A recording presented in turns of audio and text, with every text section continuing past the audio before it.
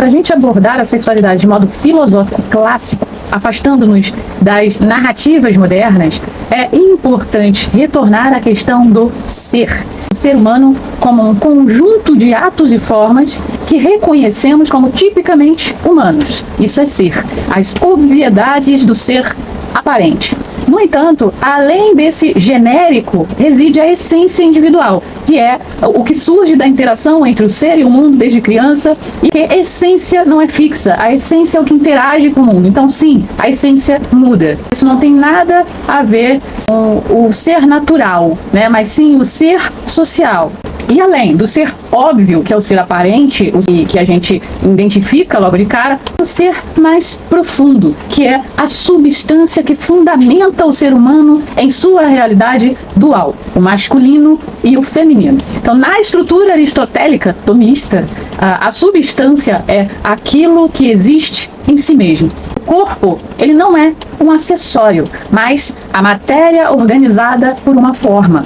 Se a substância de um ser é masculina ou feminina, ou seja, esse corpo natural e as suas ações, reações, seus hormônios, seus órgãos são masculino, então ela faz toda essa forma que informa não apenas a biologia, mas o modo como esse corpo irá sentir e interagir com o mundo. Os seus afetos vão ser processados dentro desta realidade. Mesmo que um homem ou uma mulher mude a sua expressão social, a sua estética, modifique o seu corpo para ser uma outra natureza, a substância masculina no homem ou a substância feminina na mulher continuará sendo o orientador dos seus afetos. E eu estou falando afetos e não para um prazer físico genital. E isso vai acompanhar a vida inteira, porque é de uma substância natural. Então não vou dizer que é de uma natureza feminina ou masculina, mas uma substância do ser masculino e uma substância do ser feminino.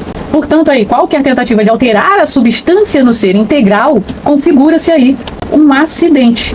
É um indivíduo buscar alterar seu corpo para corrigir um incômodo interno. Então ele está provocando uma mudança acidental, pois a sua substância continuará a se afetar e a interagir conforme sua natureza original.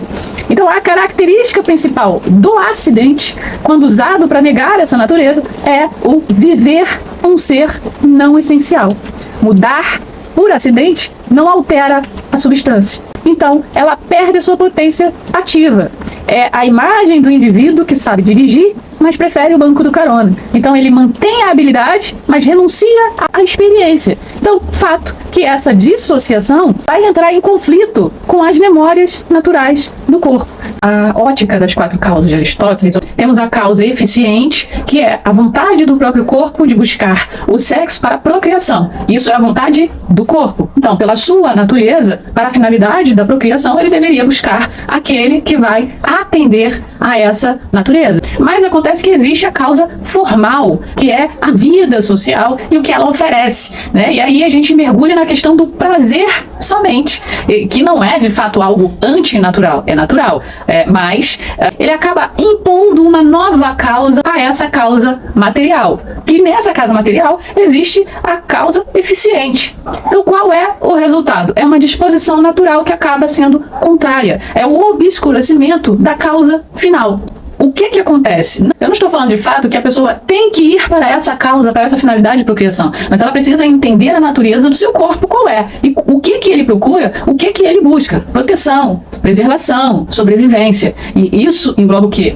Cuidados com o próprio corpo. Então, quando eu coloco em cima do meu corpo uma causa formal, ele é o primeiro a sofrer. Ele é o primeiro que eu não tenho cuidado. Ele é o primeiro que eu vou sacrificar. Quando eu começo a sacrificar o meu corpo por um prazer formal, um hábito adquirido socialmente, e porque dá um prazer, quando eu começo a sacrificar, eu estou falando dessa transformação. Então, quando você começa a sacrificar a sua natureza, tá? Masculina ou feminina, o resultado é obscurecer a causa final, que é proteção, preservação de si e do outro. Em vez de florescer na atualização das suas próprias potências naturais, né? Por exemplo, o homem, a sistematização inata ou a sensibilidade feminina da empatia, o ser gasta sua energia na manutenção de um acidente, que ele não tem essência. em última análise, no ser existencial, confrontamos-nos aí com o princípio de não contradição. É impossível ser e não ser ao mesmo tempo, sob o mesmo aspecto. X não é não X.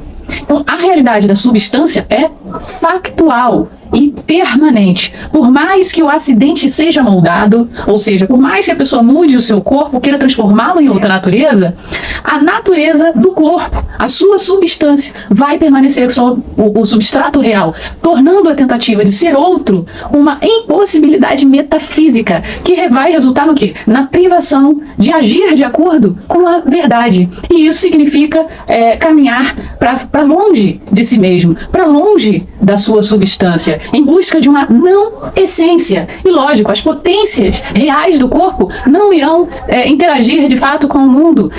O querer fugir de si mesmo vai produzir somente uma coisa: infelicidade crônica.